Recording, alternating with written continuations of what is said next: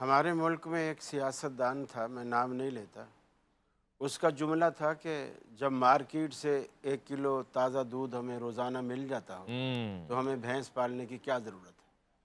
جب معاشرے میں اس طرح کی فکر پنپتی ہے نا، پھر وہ نکاح ان کے لیے کوئی حیثیت ہی نہیں رکھتا۔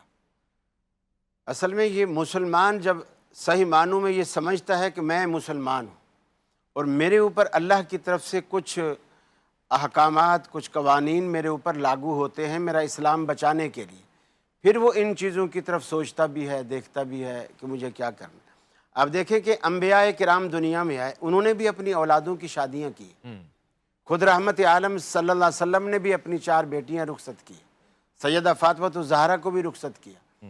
یعنی یہ امت کو تعلیم تھی کہ بے شک بیٹیاں رحمت بھی ہیں، جگر گوشہ بھی ہیں اور جسم کا ٹکڑا بھی ہیں، لیکن بالآخر ان کو رخصت کرنا ہے۔ یہ ترغیب دی انہوں نے، اور ہم نے اس چیز کو یعنی کوئی اہمیت ہی نہیں دی، کوئی حیثیت ہی نہیں دی۔ اور قرآن مجید کہتا ہے نساؤکم حرث لکم فأتوا حرثکم انا شئتم، لیکن اللہ تعالیٰ نے نساؤکم حرث لکم کہہ کر ہمیں نکاح کے مقصد کو بتا دیا کہ نکاح کا اصل مقصد وہ ہے کہ آبیاری کے بعد، بیج بونے کے بعد تمہیں فصل ملے اور وہ فصل اولاد کی شکل میں ملے۔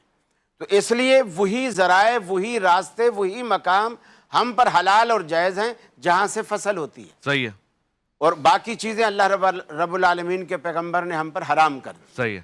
اور وہی چیزیں ہیں جس سے فصل، یہ نکاح کا بنیادی مقصد ہے۔ اور اللہ کے رسول نے یہ بھی فرمایا نکاح جو ہے نصف ایمان ہے۔ ٹھیک ہے۔ اب آدمی نکاح کر لیتا ہے تو گویا اس نے اپنے آپ کو محفوظ کرا لیا ہے، اس کی عزت عصمت بھی محفوظ ہو گئی، ٹھیک ہے۔ حصار ہے گناہوں سے بچنے کا صحیح ہے۔ بہترین انداز سے۔ اور وہ جو ناجائز خواہش، صحابہ نے پوچھا یا رسول اللہ، جب آپ نے یہ فرمایا کہ اگر کوئی شخص نکاح کرے اور شادی کرے اور وہاں اپنی خواہش پوری کرے تو وہ اجر کا مستحق ہے، صحابہ نے حیران ہو کر پوچھا یا رسول اللہ وہ تو اپنی خواہش پوری کرے گا، اسے اجر کیسے ملے گا؟ آپ نے فرمایا اگر وہ یہی خواہش ایسی جگہ پوری کرتا جس کی اللہ نے اسے اجازت نہیں دی تو کیا اس کو گناہ ہوتا؟ آپ نے فرمایا، لوگوں نے کہا ہاں گناہ ہوتا۔